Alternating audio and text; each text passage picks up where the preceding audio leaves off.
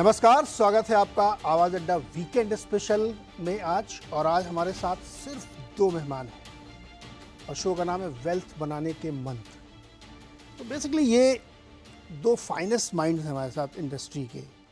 Veteran I will not use because it's थोड़ा सा पुराना लगता है, बहुत बुजुर्ग टाइप का, नहीं, young and dynamic market expert जो देश दुनिया में घूमते हैं, स्कटल बट करते हैं, बहुत एम्पिरिकल नॉलेज है और प्रैक्टिकल और आसान सलाह में देते हैं। पिछले कुछ दिनों में हमने देखा कि मार्केट में एक अजीब किस्म का डिलेमा है। वैल्यूएशन को लेकर के बातचीत है, फंड्स को लेकर के बातचीत है, रेगुलेटरी इश्यूज हैं, मार्केट बहुत हॉट हो गया है, फ्रॉथ हो गया, ये सब वर्ड्स आपने खूब सुने होंगे और इसको लेकर के मार्केट में कंसर्न भी वाइड हुआ।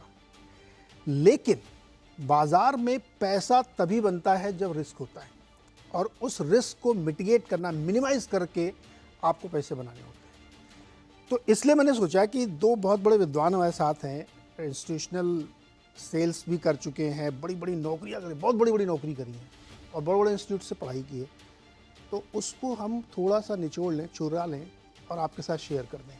तो इसलिए हमने बुलाया है आज विशेष मेहमान अजय शर्मा जी, जो प्रेसिडेंट हैं इडलवाइस के और विदेश में रहते हैं, भारत में भी रहते हैं, दोनों जगह रहते हैं, आते जाते रहते हैं।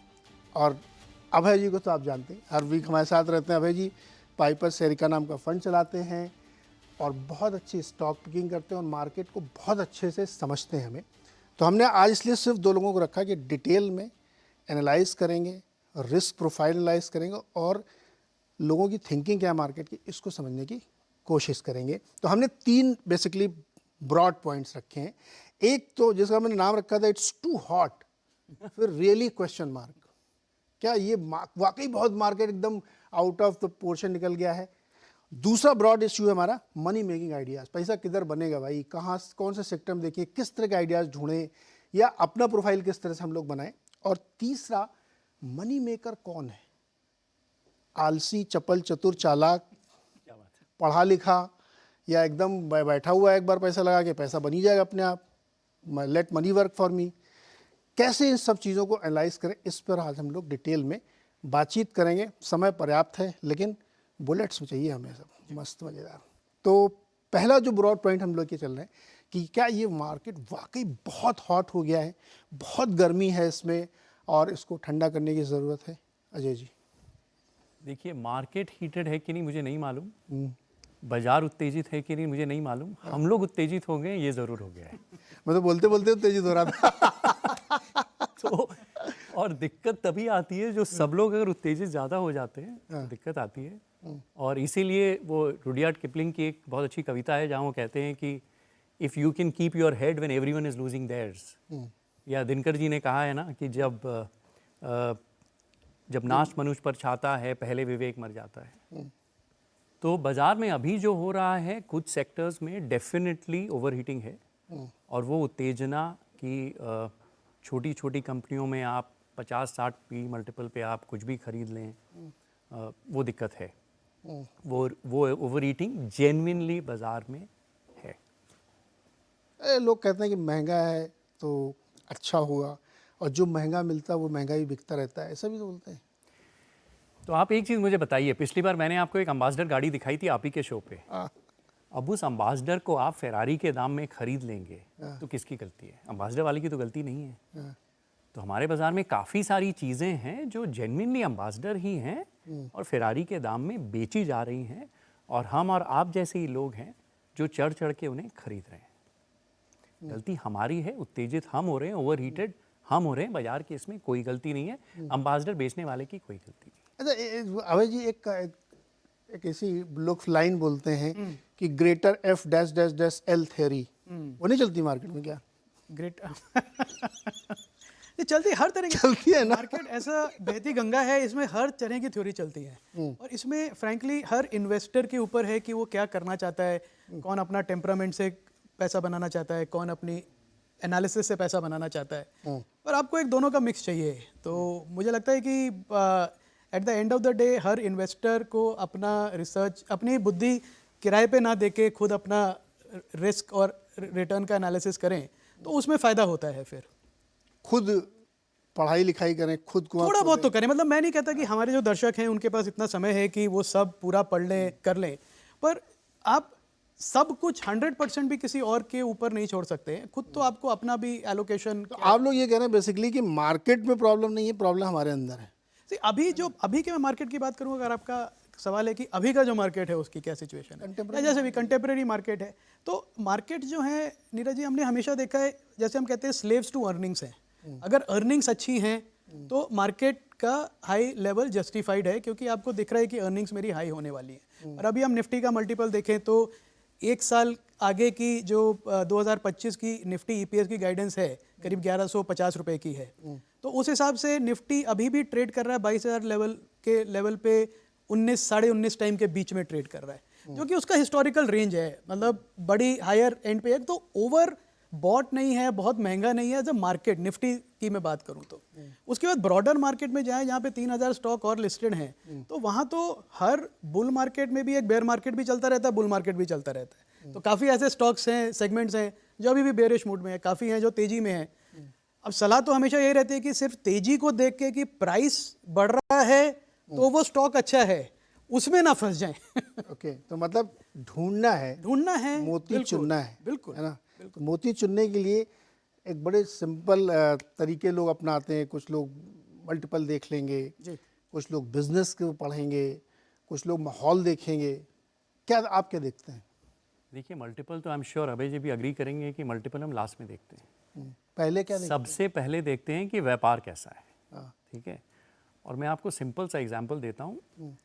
पिछले वीडियो में जब हम मिले थे तो हमने बात करी थी कि यार चेंज देखना बहुत ज़रूरी है कि बदलाव क्या हो रहा है। हमारा काम एज इन्वेस्टर है कि बदलाव क्या हो रहा है, और जो बदलाव हो रहा है वो अच्छी तरफ हो रहा है कि बुरी तरफ हो रहा है।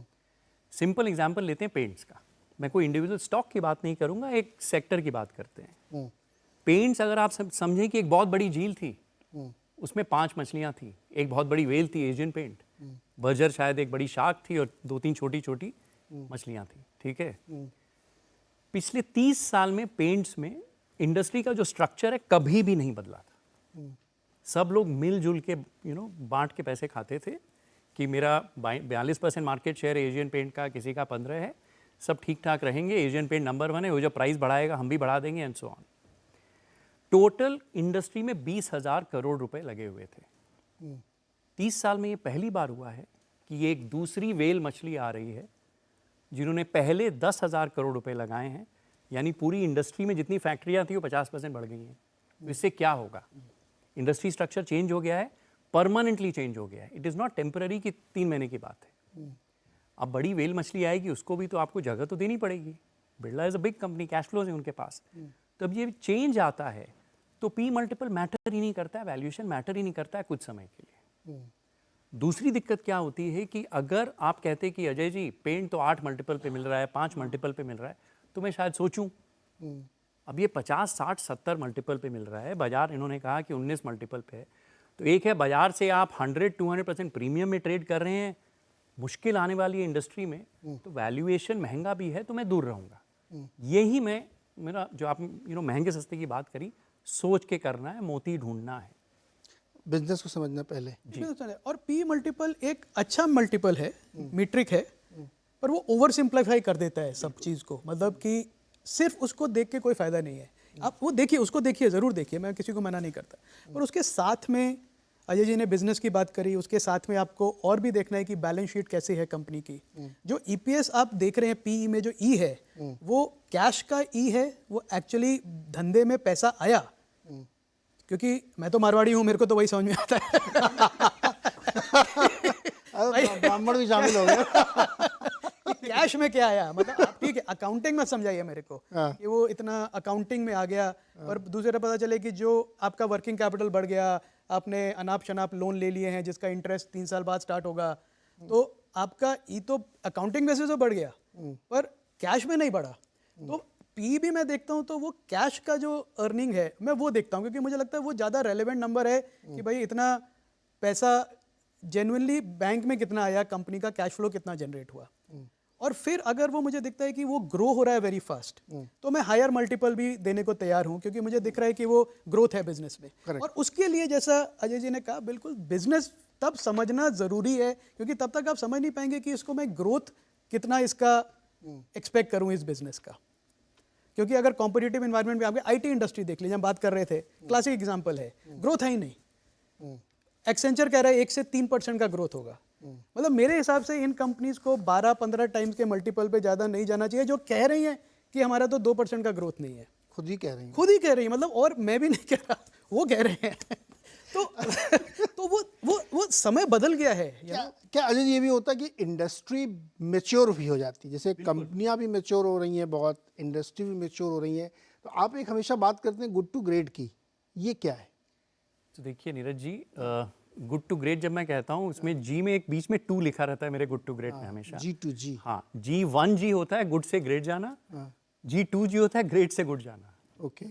पेंट्स का जो एग्जाम्पल था या आईटी सर्विसेज का, ये जो कह रहे हैं कि ब्रह्मा विष्णु महेश कर्व की पिछली बार बात करी थी, इंडिया एज अ कंट्री हम विष्णु फेज में है।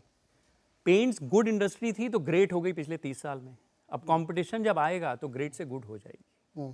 ठीक है, तो गुड टू ग्रेट का यही है कि हमको ये देखना है कि ये अगर सेक्टर, चाहे आईटी सर्विसेज हैं या पेंट्स है, गुड टू ग्रेट अगर हो चुका है, मैच्योर हो चुका है, महेश फेज में चला गया है, तो निकल लो।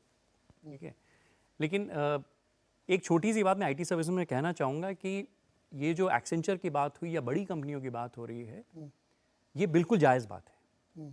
लेकिन आपने एक सवाल मुझे कुछ दिन पहले, हम लोग जब फ़ोन पे बात कर रहे थे, आपने पूछा था अजय जी साइज़ का क्या रेलेवेंस होता है, शायद आप तो इसमें साइज़ 2 चीज़ें, एक मैं जो इन्वेस्ट करता हूँ उसकी क्या साइज़ है और कंपनी की क्या साइज़। Size does matter. लेकिन आईटी सर्विसेज में मैं कुछ चीज़ें आपको एग्जांपल देता हूँ। जैसे मेरे एक मित्र हैं पुणे में, अंकुर, मेरे आईटी के बैचमेट हैं, उनकी 600 लोगों की आईटी सर्विसेज कंपनी है। वो कहते हैं अजय अगले 5 से 10 साल में वो शायद 200 लोग ही और हायर करेंगे, लेकिन उनकी रेवेन्यू 5 गुना हो जाएगी बिकॉज ऑफ एआई। सो कुछ चीज़ों को आईटी सर्विसेज में प्रोडक्टिविटी बढ़ जाएगी बिकॉज ऑफ टेक्नोलॉजी। लेकिन एक छोटी सी चीज़ और कहूँगा कि आप टीसीएस को लीजिए, 2.5 लाख करोड़ की कंपनी है। ठीक है, टीसीएस को 10% ग्रो करने के लिए हर साल 25,000 करोड़ रुपए चाहिए। परसिस्टेंट को देखिए, उसकी 8,000 करोड़ की टर्नओवर है। टीसीएस को ग्रो करने के लिए हर साल 3 परसिस्टेंट ऐड करना है। तो mid cap IT can still grow much faster. तो आप सेम पेंट ब्रश से सबको पेंट नहीं कर सकते कि एक्सेंचर 2% कह रहा है तो परसिस्टेंट के लिए एक्सेंचर का 2% 40% ग्रोथ होता है। ओके, सो ब्रह्मा से विष्णु तक की जर्नी जो है, यानी कंपनी शुरू हुई है, थोड़ा बहुत चली है, ग्रो हुई है, वहाँ पे ज़्यादा ग्रोथ मिलेगी, रादर के एकदम पीक पे ग्रेटेस्ट बन चुके हैं, अभी खत्म, बिल्कुल स्लो हो जाएंगे धीरे धीरे। यस। तो अच्छा, आप लोग इस दोनों बात इस पे एग्री है कि मार्केट में बड़ी तेज, आपने पहले कहते हैं मार्केट में प्रॉब्लम नहीं, प्रॉब्लम हम लोगों के अंदर है ना, सारी गलतियां हमारी निकाल दी। ओके, अब बुल मार्केट आपने एस्टेब्लिश कर दिया। ठीक है, क्या सपोर्टिंग डॉक्यूमेंट्स क्या है, कैसे मान लो कि बुल मार्केट चलता रहेगा, क्या ट्रिगर्स क्या है बुल मार्केट के? देखिए चलता रहेगा, अगर मुझे पता होता तो मैं आज एक बहुत बड़ी जहाज पे हवाई में बैठा होता, वाइन पी रहा होता, क्रूज पे पार्टी हो रही होती। ठीक है, तो ये तो मुझे पता है नहीं। हाँ। देखिए लगातार तो नहीं चलता रहेगा, मार्केट्स की भी साइकिल्स आती हैं। ठीक है, अब एग्जांपल, अगर हर चीज़ महंगी हो जाएगी, लेट अस अज्यूम, अब एग्जांपल लेता हूँ सीमेंट में। एक तरफ वो महेश, हमारे एक मित्र के साथ हमने एक वीडियो बनाया था कैपिटल साइकिल को लेके कि कैपिटल फॉर्मेशन हमारी कंट्री का बढ़ रहा है, बहुत सारे पैसे आ रहे हैं, फैक्ट्रियाँ लग रही हैं, रेल बन रही हैं, वगैरह वगैरह। सीमेंट चाहिए आपको, ठीक है, केपेक्स साइकिल आएगी, सीमेंट चाहिए। अब सीमेंट में क्या हो रहा है कि सबको दिख रहा है कि तेज़ी आएगी, तो अदानी जी भी प्लांट लगा रहे हैं, जेएसडब्ल्यू भी पंजाब में घुस रहा है, राइट, वो भी घुस रहे हैं, जिंदल को भी सीमेंट में घुसना है। तो आपका हाई रिटर्न ऑन कैपिटल मेरा अपॉर्चुनिटी बन जा रहा है कि अब सबके पास पैसे बन गए हैं तो सबको सीमेंट लगाना है। तो जब हाई मल्टीपल होता है ना, तो एक अच्छा व्यापारी क्या करता है ना, हाई मल्टीपल को यूज़ करके पैसे रेज करता है, नई फैक्ट्रियाँ लगाता है, नौकरियाँ लगाता है, सब कुछ होता है, लेकिन फिर चीज़ों के दाम गिरते हैं, फिर साइकिल टर्न होती है। तो बुल मार्केट का एक फ़ायदा है कि पैसा आ जाता है, रिस्क कैपिटल आ जाती है, इन्वेस्टमेंट आ जाते हैं। अभी मान लीजिए ये बुल मार्केट मान के चलूँ कि ये 2-4 साल तो बढ़िया चलेगा, है ना, बहुत इकोनॉमी में बहुत सारे ट्रिगर्स हैं, सरकार भी खर्चा कर रही है, प्राइवेट वाले भी आ रहे हैं, यही ट्रिगर हैं आपको लगता है कि ये मार्केट को ड्राइव करेंगे?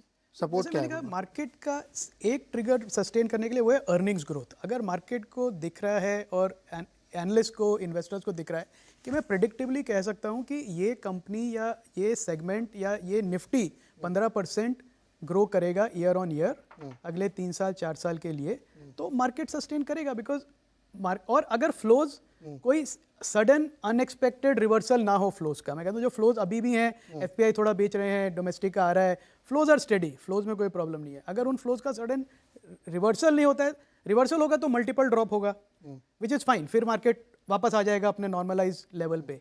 तो वो भी मुझे लगता है एक टेक्निकल करेक्शन होगा, जो अभी देखा भी हमने रिसेंटली छोटा मोटा। पर अगर एक अर्निंग्स के ऊपर कॉन्फिडेंस है कि मेरी अर्निंग्स बढ़ती रहेंगी, तो मुझे नहीं लगता कि मार्केट में किसी को डरना चाहिए कि ये बहुत बड़ा मार्केट बुल मार्केट बन गया, क्योंकि फंडामेंटली भी काफ़ी चीज़ें चेंज हुई हैं। अब हम कह रहे हैं 1% कैड होगा हमारा, मतलब मैं सुना नहीं कि कोई कॉन्फिडेंस के साथ कह सकता है कि 1% से नीचे हमारा करंट अकाउंट डेफिसिट रहेगा, अनहर्ड था। तो आपकी रुपी स्ट्रॉन्ग है, उसकी वजह से आपका जो मैक्रो सिचुएशन है, डेट की कोई फिजिकल डेफिसिट अंडर कंट्रोल है, और जो आपकी इनकम्बेंट गवर्नमेंट है उसका एक्सपेक्टेशन है कि वो आएंगे, तो पॉलिसी डायरेक्शन क्लियर है। सरकार जो है अगर आएगी तो उसका मैं इन मार्केट की तरफ से ये फायदा देखता हूँ कि मार्केट पार्टिसिपेंट्स को कॉन्फिडेंस मिलता है कि पॉलिसी डायरेक्शन जो दिया है वो कंटिन्यू रहेगा। तो अगर ये सब मैं चीज़ें देखूँ तो मेरा कॉन्फिडेंस बढ़ता है कि जो अर्निंग्स ग्रोथ मैंने एस्टिमेट किया है उतना रहेगा। तो अगर वो रहेगा तो उसके लिए जो मैं फेयर मल्टीपल है वो मैं देने को तैयार हूँ। तो मुझे अभी भी नहीं लगता कि ये कोई बहुत हम बड़े बुल मार्केट में हैं कि जो हमको बहुत घबराना चाहिए, डरना चाहिए। और स्पेकुलेटिव जोन, स्पेकुलेटिव स्टॉक से दूर रहे, वो तो एक हमेशा की सलाह है, बुल मार्केट हो या बेयर मार्केट हो। ये प्रॉब्लम यहीं पे खड़ी होती है साहब। आरे की धार की तरह हम लोग चल रहे हैं इससे ऐसे, लेकिन ट्रेजेक्ट्री ऊपर की है जी। अब ये जो बुल मार्केट है नहीं है, इसमें ना इन्वेस्टर के सामने एक दुविधा खड़ी हो जाती है, डिलेमा आ जाता है उसके दिमाग में कि यार कैसे समझे मार्केट को। जैसे आपने सीमेंट का एग्जाम्पल दिया कि अब सबको उतरना है तो कैपेक्स करेंगे, फिर फूड फैक्ट्री लगेंगे, फिर दाम गिरेंगे, फिर वो नीचे आएंगे, तो जो उसका यूज़र होगा वो माल ले जाएगा, है ना। तो इन्वेस्टर की दुविधा क्या है इस समय? देखिए, कुछ मैंने आपके लिए ग्राफिक्स लाए, अगर आप दिखा दो शायद मैं दुविधा का। हाँ बताइए, दिखाई भाई, तो इन्वेस्टर की ग्राफिक दिखाई दुविधा वाले। हाँ। कोशिश क्या है कि दुविधा हमेशा रहेगी। जो मुझे एज अ 20-25 साल से जो मैं आज बाजार में हूँ, मेरी 2 दुविधाएं हैं। सबसे पहली दुविधा है प्योरली, वो ग्राफिक पे मैं आऊँगा, कि बाजार महंगा है, there is no doubt. Example लेता हूँ कि अगर मैं 25 साल पहले आपने मुझे सुला दिया होता और आज आप आके मुझे बोलते कि अजय 20 साल बाद तुम उठे हो और ये बाजार में कुछ खरीद लो, मैं सच कह रहा हूँ नीरज जी, मैं कुछ भी नहीं खरीद पाता। जो शेयर हम 20 मल्टीपल में खरीदते थे वो आज 50 मल्टीपल पे, ठीक है। तो बाजार में बदलाव आए हैं, कुछ जायज़ रीजंस हैं बाजार के महंगे होने के लिए, कुछ गलत रीजंस भी हैं। तो अगर आप ये ग्राफिक देखें, जो मेरी दुविधा है, जो मेरा G2G, आपको मैं अगर वहां चला जाऊं तो आपको समझा पाऊं, तो अब आप देखिए, हम जब इन्वेस्ट करते हैं, एटलीस्ट मेरा G2G प्रिंसिपल है कि एक्स एक्सिस है आपका गुड बिजनेस, ग्रेट बिजनेस, ये अच्छा बिजनेस है या बहुत अच्छा बिजनेस है, और ये है वैल्यूएशन, सस्ता महंगा। और जो Benjamin Graham margin of safety की बात करते हैं, मेरी मार्जिन ऑफ सेफ्टी ये लाइन है, एज लॉन्ग एज जो 20 से 25 शेयर मैंने ले रखे हैं वो इस जोन में हैं, मैं खुश हूं। और जैसा अभय जी ने कहा कि यार 5000 शेयर बाजार में हैं, कहीं बुल मार्केट है, कहीं बेयर मार्केट है, कहीं रीजनेबल मार्केट है बाजार में आज। मेरा काम एज पोर्टफोलियो मैनेजर क्या है, ये ढूंढना। दुविधा जो है कि बहुत सारा बाजार आज, अगर आप नेक्स्ट ग्राफिक दिखा, मैं आपको दिखा सकता हूं, ऊपर की तरफ चला गया है। बहुत सारे एग्जाम्पल लेता हूं, नाम नहीं लूंगा, मेरे एक फ्रेंड हैं जो म्यूचुअल फंड के पोर्टफोलियो मैनेजर हैं, उनको मैं दिखा रहा था अपना G2G फ्रेमवर्क। मैंने पूछा उनसे, यार तुम्हारा पोर्टफोलियो क्या कर रहा है? वो कहते हैं अजय सच बताऊं, आप अगर दिखाएंगे एक और मैं दुविधा वाला इसमें दिखाता हूं आपको, तो मैं मजाक नहीं कर रहा हूं। वो कह रहे उधर पहुंच गए, अजय मेरा आधा नहीं 70% पोर्टफोलियो ग्रेट हो गया। बट अब आप उनकी दुविधा समझिए, बेच नहीं सकते जी, बिल्कुल। 1200 करोड़ रुपया रोज इंडिया में रिटेल आ रहा है। एक सेकंड में खाली एक लाइन जोड़ दूं यहाँ पे। जी, ये बहुत इंपॉर्टेंट पॉइंट आपने कहा कि आपने आपके पोर्टफोलियो में 10 स्टॉक है और आपने 10 बहुत हाई क्वालिटी, हाई पेडिग्री प्रमोटरी कंपनी खरीद रखी है, लेकिन वो चल नहीं रही है। करेक्ट। अब आप बेच नहीं पा रहे, यार इतनी अच्छी क्वालिटी कैसे बेचे? सब लोग कहते क्वालिटी खरीदो, क्वालिटी खरीदो। दुविधा हो गई मेरी, अब मैं बेच भी नहीं सकता, वो चल भी नहीं रहे। अब एक मैं नाम नहीं लूंगा, वो ऐसे ही है एक आजकल। अब ऐसे नीरज जी बहुत सारे सी, अगर ग्रेट धंधा हो गया है, ग्रेट व्यापार हो गया है और आप अगर उसका 100-120 मल्टीपल दे रहे हैं और आपका पूरा पोर्टफोलियो यहाँ है, मैं अगर एक फंडामेंटल प्योरिस्ट मैनेजर हूँ जो अभय जी और हम लोग बात कर रहे थे अभी, तो मैं बेच दूंगा, लेकिन मेरे फंड में फ्लो आए जा रहा है, मैं कैसे बेचूं? सो कॉन्ड्रम की आपने जो बात करी, क्या असमंजस है? पहला असमंजस है कि ग्रेट बिजनेस भी खरीद के रखना है, और दूसरा असमंजस है जब वैल्यूएशन इतना हो जाता है ना, आई जस्ट कम बैक, तो मैं तो व्यापारी हूँ, आप मुझे 100 मल्टीपल दे रहे हैं, मुझे मालूम है मेरे असली वैल्यू मेरे धंधे की 25 है, मैं तो डाइल्यूट करके पैसा रेज करूंगा, फैक्ट्री लगाऊंगा, मेरे लिए तो पैसा फ्री है।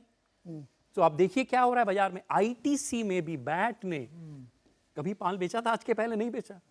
आपको पूरी दुनिया कह रही है कि यार मेरा शेयर महंगा है, मैं आप यहाँ बेच के लंदन में अपना बायबैक करूंगा, तो प्रोमोटर्स आर टेलिंग यू कि महंगी हो गई है चीज। ये ग्रेट बिजनेस का एक बहुत बड़ा, मतलब क्या कहें, बड़ी मुश्किल ये दुविधा। आपके हिसाब से क्या दुविधा है? इन्वेस्टर की सबसे बड़ी दुविधा क्या है अभी इस समय? जितना मैं बात करता हूँ इन्वेस्टर से, सबकी सवाल ये है कि देखिए इतना पैसा लगा है मार्केट में, तो इसको कम कर दें, इतना ही रखें या बढ़ा दें। अब दुविधा यही है कि एक तरफ डर भी है, दूसरी तरफ लालच भी है, बीच में झूल रहे हैं कि क्या करें इसमें। और इस सवाल का जवाब देना बड़ा मुश्किल हो जाता है, क्योंकि ग्रोथ आपको दिख रहा है पर आप वैल्यूएशन ज़्यादा नहीं देना चाहते हैं, और हाई क्वालिटी स्टॉक्स हैं जो हमने देखा पिछले 5 साल से फ्लैट हैं। बिल्कुल 5 साल से हाई क्वालिटी, जिनको हम कहते हैं by at any price stocks, बाप बाप, बिल्कुल बहुत अच्छी बात। वो फ्लैट है एकदम, क्योंकि सब जा रहे हैं, एचडीएफसी बैंक, लीवर, नेस्ले, बड़े बड़े स्टॉक्स, वो सब एशियन पेंट, सब साइडवेज करेक्शन, मल्टीपल ड्रॉप हो रहा है सबका। तो मार्केट एक चीज आपको डेफिनेटली सिखाता है कि by at any price, quality है पर by at any price will not work in your favour, कि आप अंधा आंख बंद करके कोई भी वैल्यूएशन दे दे। तो सोने के भाव चांदी क्यों खरीदेंगे? नहीं, वो सोना है, पर आप उसके लिए आप सोने से ज्यादा का भाव तो नहीं दे देंगे ना। हीरे तो बिल्कुल नहीं देंगे। बिल्कुल, आप बहुत बढ़िया बात कह गए आप। बिल्कुल। अभी देखिए, मैं बताऊं, इस पूरे शो का लब्बो लुआब सिर्फ ये है। इस क्वेश्चन ने मुझे मजबूर किया कि मैं इस शो बनाऊं। इन्वेस्टर के सामने दुविधा ये है कि अगर वो एकदम माइक्रो कैप, पेनी कैप खरीद लेता है जहां पे रोज सर्किट लगता है, या अचानक से 20% चल गया, दुविधा खड़ी हो गई, यार ये तो बहुत रिस्की है। एकदम टॉप क्वालिटी ले लिया तो वो चल नहीं रहा है। अब वो बेचारा करे क्या? वो तो फंस रहा है। उसको लगता है कि यार मैं सबसे अनइन्फॉर्म्ड आदमी उस पूरी इंडस्ट्री का, कि जो मैं लेता हूँ वो उसमें या तो रिस्क है या वो चलता ही नहीं है। तो ये इस शो का पूरा प्रीमाइस है। मैंने कम से कम अब तक पिछले 1 साल में 150-200 फंड मैनेजर से बात की है। सबके पास गुड क्वालिटी, ग्रेट क्वालिटी के बिजनेसेस हैं, वो नहीं चल रहे हैं। अब वो छोड़ नहीं सकते, कैसे छोड़ दें बताइए आप? तो ये क्वेश्चन जो है बहुत ट्रिकी है, बहुत ट्रिकी। और मुझे लगता है इसमें काफ़ी, और ये एक सिंपल सवाल है पर इसके जो जवाब है ना वो बहुत कॉम्प्लेक्स है, क्योंकि वो बात आपकी वापस गई कि आप आप एक्चुअली जो आपने सवाल पूछा ना, पी मल्टीपल का क्या रेलेवेंस है, वो इसमें हिट करता है जाके कि पी हाई भी आप दे दें कि अच्छा स्टॉक है, वो भी ठीक नहीं है। पी आप लो दें किसी को ये सोच के कि इसमें चलेगा नहीं, वो भी ठीक नहीं है। वो जवाब जो है इसका कॉम्प्लेक्स है। इसमें आपको समझना पड़ेगा कि जो मैं दे रहा हूँ अल्टीमेटली उसका फेयर वैल्यू क्या है। अगर आप फेयर वैल्यू एस्टैब्लिश नहीं कर सकते तो फिर आपके पास एक ही चारा रह जाता है कि आप प्राइस की मूवमेंट को देख के डिसाइड करेंगे कि ये स्टॉक अच्छा है कि नहीं। अगर गिर गया तो बुरा है, निकाल दो, चल गया तो अच्छा है, रख लो। वो खुदा ना खास्ता वही होता है। ओके। पर मुझे नहीं, अब मेरे को नहीं लगता कि हमारे दर्शकों के पास इतना समय है या समय इसको घुमा घुमा के देखेंगे। बहुत लंबे वीकेंड आ रहे हैं, तो आप इस शो को बार बार देखते रहिएगा। अब मैं दूसरे अपने ब्रॉड पॉइंट पे आता हूँ जी। Money making ideas. किसी स्टॉक की कोई रिकमेंडेशन नहीं होगी यहाँ पे, लेकिन मनी मेकिंग आइडियाज़ में क्या होता है कि आप समझो मार्केट को कि इस समय क्या क्या सबसे बढ़िया है, कहाँ पे नई ट्रेजेक्ट्री क्रिएट हो रही, कहाँ पे डिसरप्शन हो रहा है, कहाँ इनोवेशन हो रहा है। जहाँ पे आपको ना वो ब्रह्मा के स्टेज में पकड़ना है कि ब्रह्मा से विष्णु के बीच में पकड़ना है, वो देखना है। तो आपके हिसाब से मनी मेकिंग आइडियाज़ में 2 सेक्टर कह लें खास तौर पे, जैसे पावर और कैपिटल गुड्स, बड़ी चर्चा होती है, सरकार भी करती है, फंड वाले भी करते हैं, FIIs भी बहुत दिलचस्पी दिखाते हैं। कैसे लग रहा है आपको? देखिए, एक मैंने वीडियो बनाया था महेश जी के साथ, और नीलकंठ से भी जब बात हुई थी, आपसे चर्चा भी हुई थी इसको लेके। तो एक चीज़ जो हो रही है कि इंडिया में कैपिटल फॉर्मेशन की साइकिल की, फैक्ट्रियाँ लगना, रोड लगना, इंफ्रास्ट्रक्चर लगना, रेलवे लगना, ये बहुत अर्ली साइकिल में है, ये 7-8 साल तक रहेगी। अगर 7-8 साल तक पैसे आने हैं इंफ्रास्ट्रक्चर रिलेटेड सेक्टर में, तो जो भी चीज़ें उन सब सेक्टर्स में लगती हैं, चाहे वो सीमेंट हो, चाहे वो रेलवे लाइंस हों, चाहे वो वैगन्स हों, चाहे वो इलेक्ट्रिक पोल्स हों, इनकी ज़रूरत पड़ेगी। So there is no doubt, इसमें कोई ये शक है नहीं कि कैपिटल गुड्स वाली कंपनीज बहुत अच्छा करेंगी, लेकिन फिर वही नहीं कि आप सब कुछ खरीद लें। अब मैं सिर्फ रेलवे का एग्जांपल लेता हूँ। अब रेलवे में 3 तरह के बड़े बिजनेसेस बन रहे हैं। एक है जो सिर्फ फ्रेट कॉरिडोर के लिए वैगन्स बना रही हैं कंपनियां, से Texmaco, Titagarh and so on. एक है जो मेट्रो रेल्स बना रही हैं, एक जो वंदे भारत बना रही है। वैगन्स में रिसीवेबल साइकिल, कि मैंने आपको वैगन बना के सरकार को 40 लाख रुपया का दे दिया, मेरा 35 लाख का कॉस्ट है, मुझे 30 दिन में सरकार से पैसे वापस मिल जाते हैं। ठीक है। मेट्रो में 60 दिन लगते हैं। वंदे भारत ट्रेन, जिसमें हम सब लोग सबसे ज़्यादा एक्साइटेड हैं, उसकी वर्किंग कैपिटल साइकिल सबसे खराब है। तो कैपिटल गुड्स में भी आपको ये डिसाइड करना पड़ेगा कि मेरे को पहला प्राइसिंग पावर कहाँ है, कितनी मार्जिन बन रही है, और पैसे वापस जल्दी कब आएंगे। नहीं तो मैं तो उधार ही लेता रह जाऊंगा, पैसे ही नहीं बनेंगे। ठीक है। तो तेजी जरूर है, लेकिन अगेन जैसे उन्होंने कहा, मोती खुद ढूंढना पड़ेगा, वो आप पूरा सब कुछ नहीं खरीद सकते। इन दोनों सेक्टर में मोती जोड़ना पड़ेगा। नहीं, बहुत अच्छी कंपनीज हैं इसमें, पर मुझे लगता है कि साइज मैटर करता है बैलेंस शीट का, स्पेशली इस सेगमेंट में, क्योंकि आपकी बैलेंस शीट में इतना दम होना चाहिए कि हाई वर्किंग कैपिटल को अब्जॉर्ब कर ले, और दूसरा आपका जो कॉस्ट ऑफ कैपिटल है वो जितना कम हो सके रहे, क्योंकि अगर कॉस्ट ऑफ कैपिटल कम रहेगा तो आपका जो मार्जिन है वो सस्टेन करेगा। और इसकी वजह से आप देखिए, पिछली साइकिल में काफ़ी छोटी कंपनीज थी इंफ्रास्ट्रक्चर वाली, जो बैलेंस शीट का प्रेशर नहीं ले पाए, वो सारे एनसीएलटी में चले गए। बचा कौन? एल&टी। और जो बड़ी कंपनीज वो बची, क्योंकि एक बैलेंस शीट स्ट्रेंथ थी। तो कैपिटल गुड्स में क्योंकि आपका वर्किंग कैपिटल एक्सटेंडेड रहता है, सरकार का भी धंधा करते हैं, पैसा देर से आता है, तो वो एबिलिटी होनी चाहिए कि आप पैनिक में ना आ जाएं कि मेरे पास ऑर्डर तो ले लिया, अब इसको फुलफिल करूं, कैसे करूं, इसका फाइनेंशियल क्लोजर नहीं हो रहा, प्रमोटर की गारंटी लगी हुई है। तो आई थिंक इन्वेस्टर्स को थोड़ा ध्यान रखना चाहिए कि ये अच्छा है सेगमेंट, पर ये कोई मल्टी बैगर सेगमेंट नहीं है। ये मुझे नहीं लगता कि ये 10 बैगर आपको इसमें से मिलेंगे। इसमें से आपको मिलेंगे स्टडी परफॉर्मर जो आपको 15-18% का एनुअल रिटर्न दे देंगे। 10 बैगर, बहुत अट्रैक्टिव नाम है। हम लोग जिससे बात करते हो कहते हैं यार कुछ ऐसा बताओ जो 8-10 गुना हो जाए। कितने टाइम में? वो ये सवाल बहुत अच्छा सवाल। 5-6 महीने मुझे तो बहुत अच्छा। सर मुझे भी बताइएगा फिर। अरे सोचो तो बड़ा सोचो।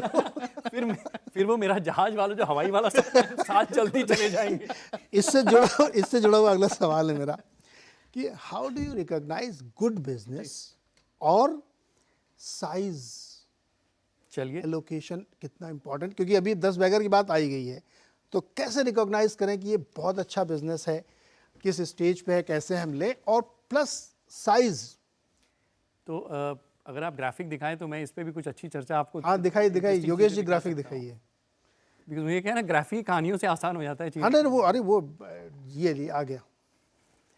तो 2 चीज़ें हैं, वहाँ चले जाऊँ? हाँ बिल्कुल। देखिए, जब हम बिजनेस एनालाइज करते हैं, सबसे पहले अगर मैं एक किताब, हमें मुझे याद है अहमदाबाद में प्रोफेसर ने बोली थी, सबसे पहले पोर्टर्स 5 एनालिसिस। किसी को भी इन्वेस्टिंग सीखनी है, एक किताब पढ़ लीजिए, माइकल पोर्टर की इंडस्ट्री एनालिसिस। हमारी शुरुआत उससे होती है। मैं सिर्फ ये देखता हूँ बाजार कितना बड़ा है, मैनेजमेंट क्वालिटी सब कुछ बाद में आता है। सबसे पहले झील कितनी बड़ी है, छोटा बाजार है या बड़ा बाजार है, और फिर बाजार में कितने प्लेयर हैं, बहुत सारे हैं या बहुत कम हैं। अब मैं आपको एक सिंपलेस्ट एग्जांपल देता हूं, पहले अमेरिका का लेते हैं फिर देश का लेंगे। सबसे बड़ा बाजार है सर्च इंजन। हम रोज कुछ ना कुछ ढूंढते हैं इंटरनेट पे। प्लेयर कितने हैं? एक्चुअली एक ही है, गूगल। कितनी बड़ी कंपनी है? 2-2.5-3 ट्रिलियन डॉलर की। करेक्ट। ठीक है। हम मंजन रोज करते हैं, ब्रश रोज करते हैं, कोलगेट बड़ी कंपनी है, लेकिन मंजन हम ब्रश एक बार दिन में करते हैं। सर्च हम दिन में कितनी बार करते हैं, सोशल मीडिया पे कितनी बार जाते हैं? हर मिनट। पहली बार हुआ है हमारे पूरे मैनकाइंड के लिए कि 2 बिलियन लोग या 3 बिलियन लोग हर मिनट एक प्रोडक्ट को यूज कर रहे हैं, चाहे वो फेसबुक है, चाहे वो गूगल है। तो बड़ा बाजार है, कम प्लेयर हैं, वो कंपनियां बड़ी हो ही जाती हैं। ठीक है। अब रेस्टोरेंट बड़ा बाजार है, सब खाना खाते हैं, लेकिन बहुत कॉम्पिटिटिव, बहुत सारे प्लेयर्स हैं, मुश्किल इंडस्ट्री है। इससे एक उदाहरण दूं, मेरे को याद आ रहा है। Yes please. मुंबई में एक हमारे ऑफिस के आसपास एक बहुत मशहूर वड़ा पाव वाला है और बहुत अच्छा प्रोडक्ट बनाता है, लेकिन वो स्केल अप नहीं कर सकता। नहीं कर सकते। अब वो अपने यूपी में कहा चलती, मूस मुटाई तो लोढ़ा भरोई। अब कितना भी बढ़िया आप कर लो, आपकी लिमिट फिक्स है। यस। तो साइज बहुत मैटर करता है कि बड़ा कितना बाजार है और कितनी मछलियां। जितनी कम मछलियां होंगी उतना प्राइसिंग पावर होगा, उतनी रिटर्न ऑन कैपिटल होगी, उतनी मार्जिन बनेगी, उतना पैसा बनेगा, उतना मल्टीपल। आप इसमें कुछ ऐड करेंगे? नहीं, ये दिस इज परफेक्ट। मतलब इन्होंने एक बड़े सरल नाम लिया, पोर्टर्स 5 फोर्सेस मॉडल। और मैं दर्शकों से कहूंगा कि आप ये बहुत कॉम्प्लेक्स। अभी आप रुकिए वहाँ पे, अभी एक चीज़ और आपको समझानी है। ये किताब जरूर पढ़नी चाहिए और जितना सार ले सके लेना चाहिए। हम भी इसको यूज करते हैं। हमने एक्चुअली इस मॉडल को एक क्वांटिटेटिव मॉडल में बदल दिया है। तो हमारा ये कोर है रिसर्च का, Michael porter 5 forces competitive as model, क्योंकि वो डिसाइड करता है कि हर कंपनी पे कंपटीशन का कितना असर है। तो अब इस पर आपका जो सवाल है छोटा और बड़े का, तो मेरा एक्सपीरियंस ये है नीरज जी कि इंडिया एक ग्रोथ मार्केट है। तो इसमें मैक्सिमम रिटर्न अभी भी बनती है जब आप एक ऐसे स्टॉक को पकड़ सके जो अभी छोटा है, बड़ा हो सकता है। स्मॉल कैप से mid cap to large cap journey. और हमने खुद इस जर्नी के थ्रू गए हैं। ये डिस्क्लेमर है, कोई बाय रिकमेंडेशन नहीं है, पर मैं आपको एग्जांपल देता हूँ। अपोलो हॉस्पिटल हमारे पोर्टफोलियो में मेरे ख्याल से 10-12 साल से है। हमको 600 रुपये पे लिया था, वो 10 बैगर हो गया, टाइम बहुत लगा पर हो गया, क्योंकि वो गया एक स्मॉल कैप से मिड कैप से निफ्टी स्टॉक आ गया वो। और उसी तरह डिक्सन की हमने काफ़ी बार बात करी है, अगेन स्मॉल कैप से अभी मिड कैप में आया है, लार्ज कैप में जाने की तैयारी में है। तो अगर आप ऐसे बस स्टॉक्स आइडेंटिफाई कर सकें और फिर शांति से बैठें, फिर मार्केट में जो वॉलेटिलिटी है उससे ना घबराएं, क्योंकि कन्विक्शन तभी आता है जब आपने रिसर्च किया हो कि ईएमएस जो है एक बड़ी इमर्जिंग थीम है इंडिया में, ये बड़ा प्लेयर है, मैं इसको रख के बैठूंगा, मल्टी बैगर बन जाएगा। तो अभी भी मुझे लगता है कि जो मैक्सिमम रिटर्न्स बनती हैं वो बनती हैं जब एक स्टॉक माइग्रेट स्टार्ट करता है स्मॉल कैप से मिड कैप से जो लार्ज कैप की जर्नी में जाता है, तो मैक्सिमम रिटर्न्स उस जर्नी में बनती हैं। इंटरेस्टिंग। पर उसमें एक इशू ये है कि फिर अब जो मार्जिन ऑफ एरर है, मार्जिन ऑफ सेफ्टी, वो मार्जिन ऑफ सेफ्टी आपका कन्वर्ट होता है ग्रोथ में, क्योंकि मार्जिन ऑफ सेफ्टी आप फिर ग्रोथ में ढूंढते हैं, ना कि बैलेंस शीट स्ट्रेंथ में, क्योंकि वहां पे नहीं मिलेगा आपको। एक्चुअली शुरुआती दौर में नहीं मिलेगा। हमारे पीएम सर भी कहते हैं सोचो तो बड़ा सोचो। अब बड़ा सोच लिया हमने कि ऐसी कंपनी ढूंढना जिसका स्केल अप बहुत बड़ा हो। अब उसमें एक इम्पॉर्टेंट क्वेश्चन ये आता है कि एलोकेशन कैसे किया जाए।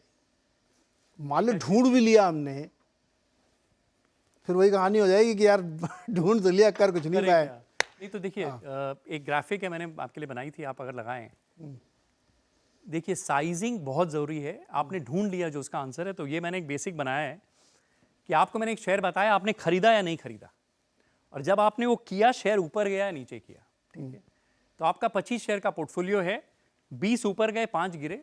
लेकिन बाजार में 4000 है जो आपने नहीं लिए, ऊपर गए हैं, और 1000 है जो आपने नहीं लिए, वो नीचे गिरे हैं। तो नेक्स्ट ग्राफिक दिखाइए, नेक्स्ट वाला दिखाइए। तो इसमें टिपिकली होता क्या है ना, ये जो ऊपर वाला क्वाड्रेंट है ना, यहाँ हम बहुत खुश होते हैं, यहाँ किसी और का नुकसान हुआ हम यहाँ भी खुश होते हैं, ये हमें दुख देता है, और जो पैसा खोया वो बहुत ज्यादा दुख देता है। अब चैलेंज बाजार का क्या है, ये जो असमंजस है ना, इससे हम रोज डील करते हैं कि मैं तो 20-25 ही शेयर ले सकता हूं, कुछ तो होगा जो ऊपर जाएगा, कुछ तो होगा जो मिस होगा। और दूसरी दिक्कत क्या होती है कि जो 20 है ना, अगर मैंने ठीक से साइज नहीं किए, देन फिर भैया ये हाई कन्विक्शन था, इनका डिक्सन हाई कन्विक्शन था, इन्होंने साइज ही नहीं किया, तो 10 गुना होके क्या होगा। बिल्कुल, वो भी जरूरी है। एक है ढूंढना मोती को, कितने मोती खरीदे, और ये जो राइज की इन्होंने बात करी, इन्होंने एक बहुत अच्छी बात करी कि समय लगा है। ऐसा नहीं कि 10 गुना डिक्सन 6 महीने में हो गया होता तो हम सब रिटायर होके इनके साथ हवाई में बैठे होते, राइट। तीसरा है कि कितनी देर तक आप उसको पकड़ के रखते हैं, फाइंडिंग, साइजिंग एंड राइडिंग। और इसमें उल्टा क्या होता है ना कि अगर आपने बहुत ओवरसाइज कर लिया, ये तो आपने पिछली बार आपसे मेरी बात हुई थी इस चीज को, कुछ भी जिंदगी में हम करेंगे 4 ही चीज हो सकती है, बहुत बड़ा नुकसान हुआ, थोड़ा नुकसान हुआ, थोड़ा फायदा और बड़ा फायदा। बड़ा फायदा सर सिर्फ पेशेंस से आता है, जो अभय जी ने कहा। अगर आपने ओवर साइज कर लिया कि यार ये तो मोती है और इधर वाला हो सकता है, पत्थर निकल गया, तो आपका लार्ज लॉस होगा। तो साइज भी ये नहीं कि पूरी पूंजी लगा दूं, तो पोर्टफोलियो मैनेजमेंट भी बहुत ज़रूरी हो जाता है। वो जो अगली ग्राफिक है, अगर आप वो दिखा दें, इसके नेक्स्ट वाला दिखाइए। मेरी ये फिलॉसफी है जो मैंने खुद पैसा रन करके यही सीखा है ज़िंदगी में कि लेट अस अज्यूम 10 मुझे शेयर खरीदने हैं, एक में मैंने 40% डाल दिया, बाकी में थोड़ा थोड़ा डाला, तो ये तो मेरा पोर्टफोलियो हो गया। अब मेरी जो एनालिस्ट टीम रिसर्च करती है, आप सोचिए रिसर्च टीम में किस शेयर की बात होगी रोज? उसी शेयर की बात होगी। अब मैं 3 इडियट्स देखने गया हूं, मैं सोच किसके बारे में रहा हूं? उसी शेयर के बारे में रहा हूं। तो मेरा इमोशन शेयर जो ये वाला चार्ट है वो एक्चुअली 100% हो जाता है। बीवी बच्चों के साथ खेल रहा हूं, सोच रहा हूं उसी शेयर के बारे में। सारे एनालिस्ट जो मेरे हैं वो भी उसी शेयर के बारे में सोच रहे हैं। तो व्हाट देन हैपेंस इज, अगर आप ओवरसाइज कर लेते हैं, चाहे वो सिंगल स्टॉक हो, सिंगल सेक्टर हो, दिमाग खराब होता है। दैट इज वाई जब मैंने कहा था ना, large loss of mind and money दोनों बचाना है। बहुत इंपॉर्टेंट बात यह है कि भाई देखो, अगर आपने बहुत ज़्यादा इमोशनल इन्वेस्टमेंट भी कर दिया तो वो ज़्यादा बड़ा नुकसान दे सकता है। आपका दिमाग ख़राब हो सकता है, आप पागल हो सकते हैं, या आपको बीपी हो सकता है, आपको शुगर हो सकता है, उसका फिर खर्चा और अलग से बढ़ेगा। तो इसलिए साइजिंग का ये मतलब नहीं कि जब अपने मार्केट में बोलते हैं छाप लो एकदम, भाई छापो लेकिन लिमिट में। तो portfolio allocation is very important. कि आपने ढूंढ तो लिया, बहुत अच्छा रॉकेट आइडिया मिल गया आपको, कितना डालना है संभल के। अब देखिए, हर आदमी एक ही स्टॉक से अरबपति नहीं हो सकता, बिल्कुल। इसलिए दिमाग से निकाल दीजिए कि मैंने एक ढूंढ लिया, मैं वही ज़िंदगी बदल देगा, बहुत मौके आएंगे। तो इसलिए साइजिंग बहुत इंपॉर्टेंट है और ओवर साइजिंग उतनी खतरनाक है। तो ये हमारे 2 टॉपिक ब्रॉडली कंप्लीट हो गए। अब एक मैं यहाँ छोटा सा ब्रेक लूँगा, क्योंकि इसके बाद मनी मेकर कौन है, पैसा कौन बनाता है, इस पर बातचीत होगी।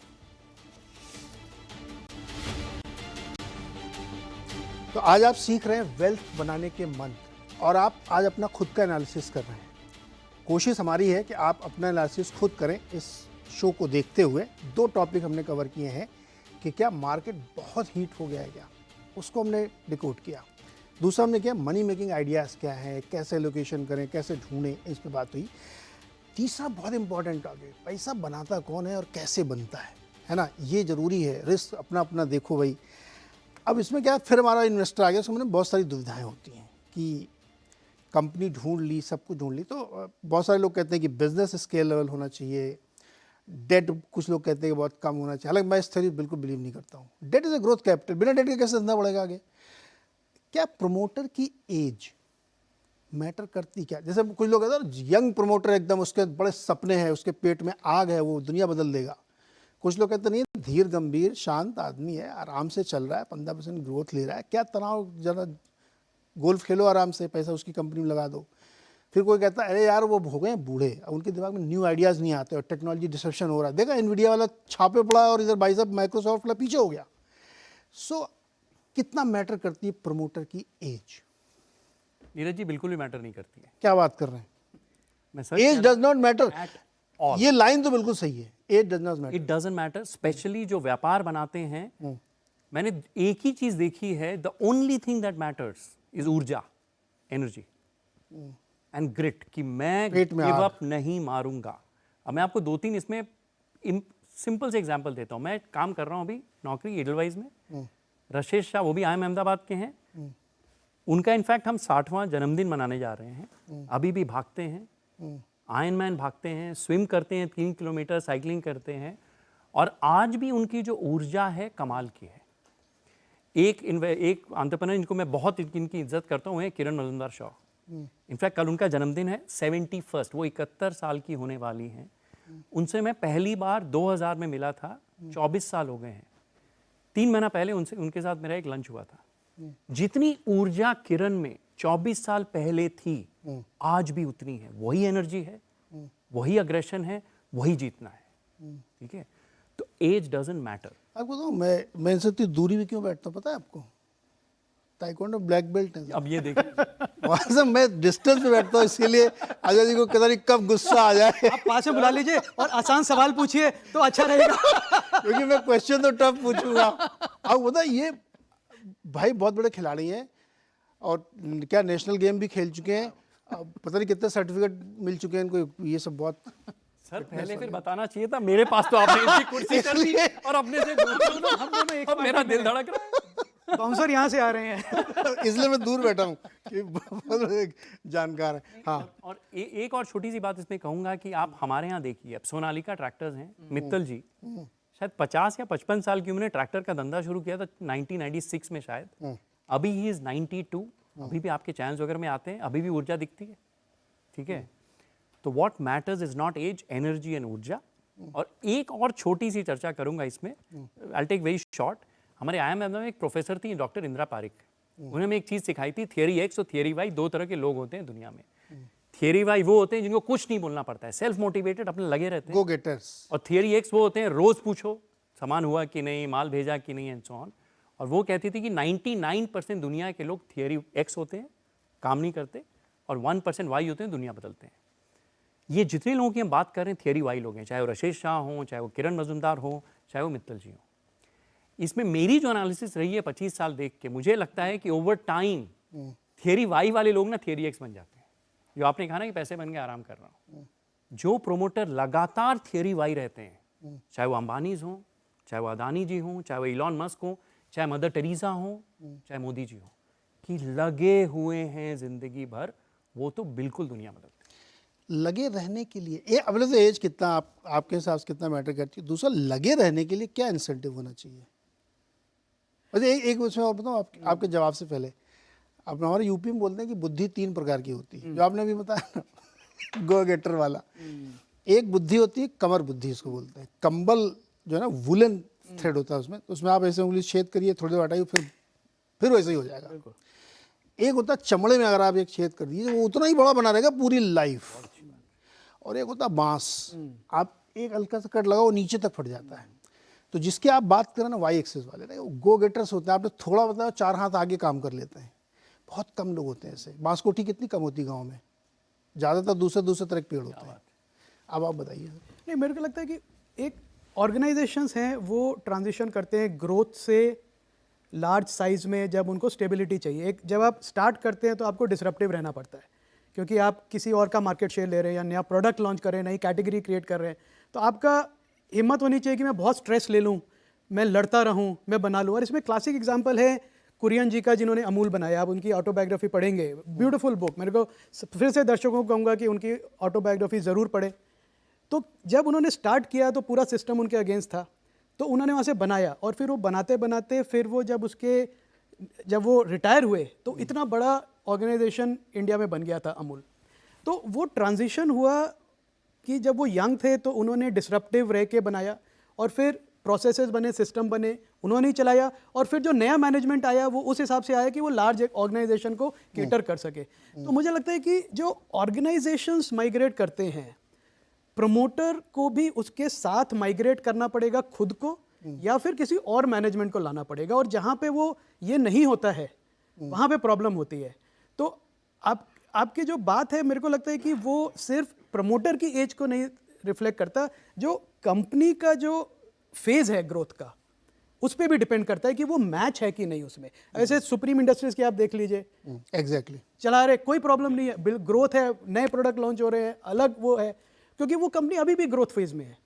पर अगर आईटी कंपनीज का आप देख ले, वो स्टेडी अब हो गए, स्ट्रेट हो गए। अब उनको अलग तरह का मैनेजमेंट चाहिए, जो कि उनके फाउंडर्स थे जैसे इन्फोसिस के, अब वो निकल गए, अब दूसरा लार्ज कंपनी के जो सीईओ लाके उनको चला रहे हैं। तो आपको मैच करना पड़ेगा प्रमोटर की एज और हंगर और डिजायर और स्ट्रेस लेवल लेने का मादा। क्या ऐसा भी होता है कि प्रमोटर के अंदर तो हंगर हो सकती है लेकिन प्रोफेशनल मैनेजमेंट के अंदर ना हो?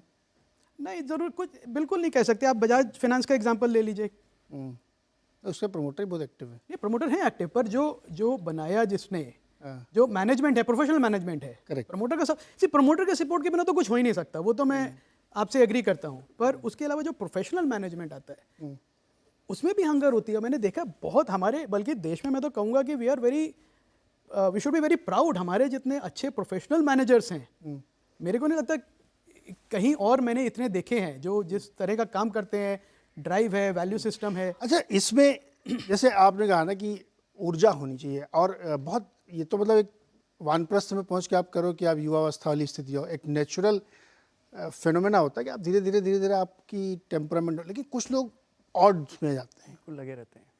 ये बड़ा टफ है, रेयर है ये। कि इतना आसान नहीं है कि हर आदमी 15-18 घंटे काम करे, 4 घंटे सोए सिर्फ, और तो उसके लिए फायर इन द बेली होनी चाहिए ना, कि आपके अंदर जिजीविशा है कि मुझे अपनी कंपनी को टॉप पे ले जाना है, जो कि अपने आप को लगता है बहुत बार इनोवेशन में मात खाते हैं, है ना। अभी दुनिया बदल रही है आईटी में, हम अभी भी वही प्लम्बिंग के काम में लगे हुए हैं, प्रॉब्लम है थोड़ी, है ना। चलिए दूसरा टॉपिक। देश की लीडरशिप में ऐसा नहीं है सर मैं उनसे इतना प्रेरित होता हूँ कि आप वहाँ उल्टा हिसाब। मोदी जी की तारीफ में एक शब्द बोलता हूँ, फैक्चुअल। जी, अब तक आप ही लोगों ने मुझे बताया था, सब बड़े बड़े लोग हैं, जेट लैग होता है, फ्लाइट्स उतर भाई और जेट लैग हो जाए। मोदी जेट लैग के नहीं, वो उतर के रैली करने चले जाते हैं। बिल्कुल। तो ये क्या अब तक ये ऐसे ही चलाने के लिए बोला था, छुट्टी मारने के लिए? उनकी ऊर्जा वो कंप्लीट थियरी वाई है, परपेचुअल थियरी वाई है मोदी जी। एग्जैक्टली। और एनर्जी आ रही है क्योंकि एक फोकस, एक टारगेट है, सामने दिख रहा है कि क्या बनाना है। तो वो अगर क्लियर है कि क्या बनाना है तो ऑटोमेटिकली आदमी में फिर ऊर्जा आ जाती है। उनको देख के सचमुच लगता है कि वो कितना काम करते हो, कितना उनको अपने काम में कितना मजा आता है, लगे रहते हैं बिल्कुल 17-18 घंटे। अच्छा, अभी बुल मार्केट का मेंटल मॉडल क्या है, state of mind? Sir bull market का स्टेट ऑफ माइंड है कि पहला पेशेंस, कम करो, अच्छा करो, ईर्ष्या करो, लेकिन ईर्ष्या करो। देखिए ईर्ष्या बिना हम आगे नहीं बढ़ सकते, थोड़ी ईर्ष्या चाहिए तभी इंस्पिरेशन आता है, ठीक है, लेकिन अधिक लालच ना करो और कोई जल्दी ना मचाओ, यही है। और वो जॉर्ज बर्नार्ड शॉ ने कई बार कहा था कि we don't find ourselves, we create ourselves, कि हम अपनी रचना करते हैं, अपने को ढूंढते नहीं है। जितनी हम गलतियां करेंगे उतना अपने आप को बना पाएंगे। तो इट इज़ वेरी सिंपल, कम करो, अच्छा करो, लालच कम, क्वालिटी फोकस। अजय, अभय जी, मेंटल मॉडल में क्या एक ये इनहेरेंट प्रॉब्लम आ जाती है कि जब आप बुल मार्केट में होते हैं तो आप बहुत छोटी छोटी चीज़ों को फिर इग्नोर करते हैं, आप एक सर्टेन एलिवेटेड लेवल पे घूमना शुरू कर देते हैं। आपको लगता है सब चीज़ हंकी डोरी है, दुनिया तो ऐसे ही चलेगी जैसे हम सोच रहे हैं, और चल भी रही है एक्चुअली। तो आपकी जो कि मेमोरी शॉर्ट होती है, ज़्यादातर हिंदुस्तान में शॉर्ट ही होती है, 6 महीने में भूल जाते हैं पीछे क्या हुआ था, और अगर 2-3 साल से कुछ चल रहा है तो मेंटल मॉडल बदल जाता है क्या मार्केट में? वो रिसेंसी बायस कहते हैं उसको, कॉग्निटिव बायस है रिसेंसी बायस, क्योंकि सब ये देखते हैं कि अभी जो हुआ उसी को एक्स्ट्रापोलेट कर देते हैं। और आप और मैं ट्विटर पे बात करते रहते हैं, भाव के खिलाड़ी एनालिस्ट जो ऊपर गया तो उसको एक्स्ट्रापोलेट करके और ऊपर बढ़ गया टारगेट, और जो नीचे गया उसको एक्स्ट्रापोलेट करके और नीचे चला गया। तो मतलब वो एनालिस्ट कर रहे हैं इतने बड़े। तो अब छोटा इन्वेस्टर जो है और हमारे ऐसे फंड मैनेजर भी उस कॉग्निटिव बायस से दूर रहने की कोशिश करते हैं कि भाई रिसेंसी बायस में ना आ जाए कि जो अभी हुआ वही होता रहेगा। तो एक बुल मार्केट में बल्कि आपको ज़्यादा सतर्क होना पड़ता है। रिस्क मैनेजमेंट, जैसे एलोकेशन की आपने बात करी, एलोकेशन जो है वो रिस्क मैनेजमेंट है, ग्राउंडेड। और आपको देखना कि खतरा भी है। आप लालच है, ठीक है, कोई बात नहीं, लालच से मार्केट ड्राइव होता है, पर जो बीच में जो खतरे की निशानियां हैं उसको भी इग्नोर करके, और मैं कहता हूँ एक छोटी पतली गली जिसको हम कहते हैं ना, वो ओपन रहनी चाहिए। पार्टी खत्म होने से पहले निकलने का। हाँ, बिल्कुल। तो ग्राउंडेड रहने के लिए, बातचीत को एकदम धरातल पे पकड़े रहने के लिए पैसा कौन बनाता है, आलसी आदमी या चपर और चतुर आदमी? इसके लिए मैंने बहुत प्यारा ग्राफिक बनाया आपके लिए, दिखाइए। ग्राफिक दिखाइए। बहुत मजेदार। हाँ, देखिए मैंने 2x2 बनाया है, जो मैं आमतौर पे बनाता हूँ। ये है नॉर्मल आदमी, एक है चतुर, और एक है बहुत एक्टिव लगा हुआ है, और एक है लेजी। मुझे लगता है इट इज नॉट बिटवीन कि जो चतुर है या लेजी है। मुझे लगता है जो चतुर और आलसी है दोनों साथ में, वो सबसे ज्यादा पैसा बनाता है। अब मैं आपको सिंपल एग्जांपल देता हूं। एक चूहा है, चूहे की धड़कन 1 मिनट में 500 बार धड़कती है उसका दिल, और वेल का शायद 40 या 50 बार, ठीक है। कछुए का तो और भी कम होगा। वेल 80 साल जीती है, चूहा 18 महीने जीता है। तो जो बहुत ज्यादा चतुर है और बहुत सारे डिसीजंस लेता है, वो चूहे की तरह है, लगा हुआ है। टेंशन ज्यादा होती है, दिल कमजोर होता है, बहुत समय तक वो इतने डिसीजंस नहीं ले सकता। वेल की तरह आप करेंगे, अगर आप चतुर हैं, आपको मालूम है आप क्या गलतियां करते हैं, आप वो गलतियां कम करेंगे। गलतियां कम करना मतलब ही आलस, कि कम करूंगा, लेजी रहूंगा, और अपने आप को समझूंगा कि मेरे ब्लाइंड स्पॉट्स क्या हैं, वो समझ लूंगा, तो मैं चतुर भी हूं, आलसी भी हूं, और ज्यादा पैसे बनाऊंगा। चपल या चतुर? जी, इसमें मैं अपनी नॉलेज से ज़्यादा मैं वॉरेन बफे जो है, सबको मालूम ही है, दुनिया के इतने जाने माने इन्वेस्टर हैं, 92 साल की उम्र है, 72 साल का एक्सपीरियंस है। उन्होंने 2 चीज़ें कही इसके बारे में जो मैंने आपके साथ शेयर करना चाहूँगा। पहला उन्होंने कहा कि क्लेवरनेस की कितनी चतुराई कितनी चाहिए। उन्होंने कहा कि 130 से ज़्यादा का IQ नहीं चाहिए इन्वेस्टिंग में। आपका 160 तक जा सकता है, पर 130 से ज़्यादा का IQ ज़रूरत नहीं, उसके बाद प्रॉब्लम होती है अगर ज़्यादा IQ हो तो। दूसरा उन्होंने कहा कि उनकी जो इन्वेस्टमेंट स्ट्रेटजी है which is what he says bordering on sloth, कि एक बार अगर अच्छा रिसर्च करके कन्विक्शन बेट लिया है तो फिर ज़्यादा उसको टच नहीं करने का, ज़्यादा उसको छेड़छाड़ उसके नहीं करनी। तो ज़्यादा चतुराई भी नहीं चाहिए, थोड़ी चतुराई तो चाहिए, और पेशेंस चाहिए कि आप मार्केट देख के अपना पोर्टफोलियो ऊपर नीचे ना करते रहें। तो ये 2 चीज़ें अगर कंबाइन करें तो मुझे लगता है वो एक सही सवाल वहाँ से निकलता है, जवाब निकलता है। तो मतलब ये भी सही नहीं है कि खरीद के सो गए 20 साल बाद उठेंगे जी, और ये भी नहीं कि दिन में 5 बार देखने जा रहे दरवाजा बिल्कुल। खुला तो नहीं है मेरा। बिल्कुल दोनों ही परिस्थितियां खड़े। बिल्कुल। यार हर जगह आप लोग बैलेंस फिट कर देते हैं, एक्सट्रीम में क्यों नहीं जाते हैं? या तो इधर या इधर। तब फिर यहाँ नहीं बैठे होते। ये बहुत इंपॉर्टेंट लेसन है। पर ये क्या, ये आपने जो बात पूछी ना, ये बहुत इंटरेस्टिंग बात है, क्योंकि जो भी हमने चर्चा की एडवाइस, आप वापस रिकॉर्डिंग सुनेंगे, काफ़ी जगह आपको लगेगा कि ये कॉन्ट्राडिक्टरी एडवाइस दे रहे हैं। एग्जैक्टली। हमें कह रहे हैं कि बहुत तुम रिस्क मैनेज करो, एलोकेशन मैनेज करो, कुछ ज़्यादा बढ़ गया उसको काट। दूसरा हम कह रहे हैं कि आप लंबे समय तक इन्वेस्टेड रहे। तो पर ये इन्वेस्टिंग है ही ऐसा, इसमें इन्वेस्टर को जूझना पड़ेगा इन ख्यालों से जो कॉन्ट्राडिक्टरी हैं, क्योंकि इस मार्केट में कुछ भी ब्लैक एंड वाइट नहीं है, सब ग्रे है।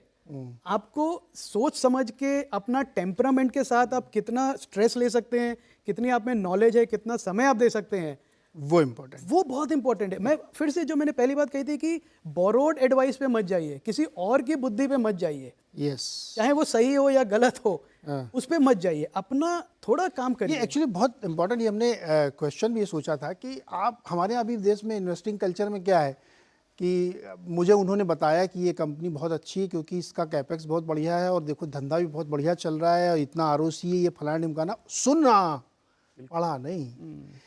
ये 90% भारत में इन्वेस्टिंग ऐसी हो रही है। ट्रेडिंग की तो मैं बात ही नहीं कर रहा हूँ, ये शो तो इन्वेस्टिंग के लिए। आप अपना जब तक पसीना नहीं बहाएंगे, रात में जाग के अपनी आंखें नहीं फोड़ेंगे, तब तक पैसा इतना आसान होता तो फिर सभी करोड़पति होते हैं ना फिर तो। अच्छा, लास्ट जो हमारे पास बहुत कम समय बचा है, विनर वैल्यू प्लेट दिखाइए कि रियल विनर कौन है और उसका स्टेट माइंड क्या है। ये इस पे मेरे कमेंट चाहिए। आप ये क्यों बनाया मुझे पता नहीं है, हमारे प्रोड्यूसर साहब ने बना दिया इसका। नहीं, ये क्या है? देखिए, ये मैंने एक ग्राफिक बनाया था आपके लिए कि आपने पूछा था ना कि ईर्ष्या वाली बात कि कितनी ईर्ष्या करनी चाहिए। ये ग्राफिक उसी पे है। आपसे एक छोटा सा सवाल करता हूँ। एक रेस हुई, एक बंदा सिल्वर मेडल जीता, एक ब्रॉन्ज मेडल जीता, कौन ज्यादा खुश रहता है? मुझे लगता है कि कौन सबसे ज्यादा खुश है? कौन ज्यादा खुश है, सिल्वर वाला नंबर 2 या नंबर 3 ब्रॉन्ज वाला? 3 वाला। 3 वाला, क्योंकि वो बॉटम पे है। हाँ बिल्कुल। और यही पुड़िया मेरी जिंदगी की है कि नंबर 2 जो है ना, वो क्या सोचता है कि मैं नंबर 1 हो सकता था, रिग्रेट है यार, शायद मैं जीत सकता। नंबर 3 क्या सोचता है, पीछे 100 लोग थे यार, इतना तो मिला, पोडियम पे तो पहुंच गया। पोडियम पे तो पहुंच गया। बिल्कुल ठीक बात तो हमेशा ग्रैटिट्यूड रहता है, हमेशा कृतज्ञ रहता है कि भगवान ये तो दिया।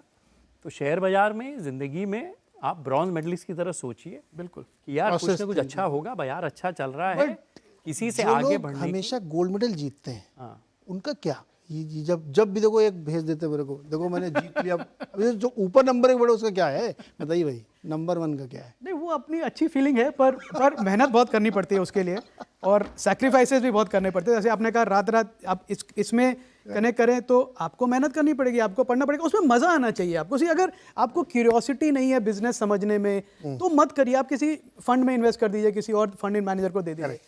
पर आपको एक इंटरेस्ट, और काफ़ी हमारे दर्शक हैं जो कि खुद अपना बिजनेस चलाते हैं, बिजनेसमैन है, ट्रेडिंग है, शॉपकीपर हैं, बिजनेस की नॉलेज है उन्हें उसी नॉलेज को दूसरी कंपनी को समझने में लगाने, और क्या। और आजकल इन्फॉर्मेशन बिखरी पड़ी है, समेटना है आपको। सो इसका लब्बो लुबा भी है कि there is no free lunch, और उस लंच का पे आप इस शो को देख के कर सकते हैं।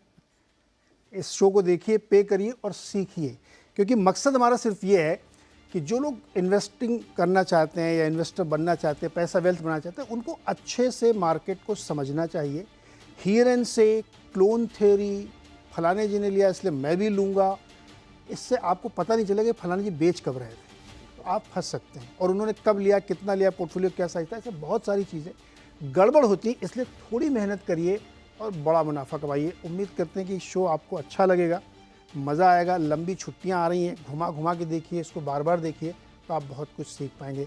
अजय जी, अभय जी, बहुत बहुत शुक्रिया कि आप आए और आपने इतने बढ़िया से हमारे दर्शकों को एक्सप्लेन किया कि दरअसल इन्वेस्टिंग के लिए माइंडसेट क्या होना चाहिए। बहुत बहुत शुक्रिया आप सबका हमारे साथ जुड़ने के लिए। धन्यवाद।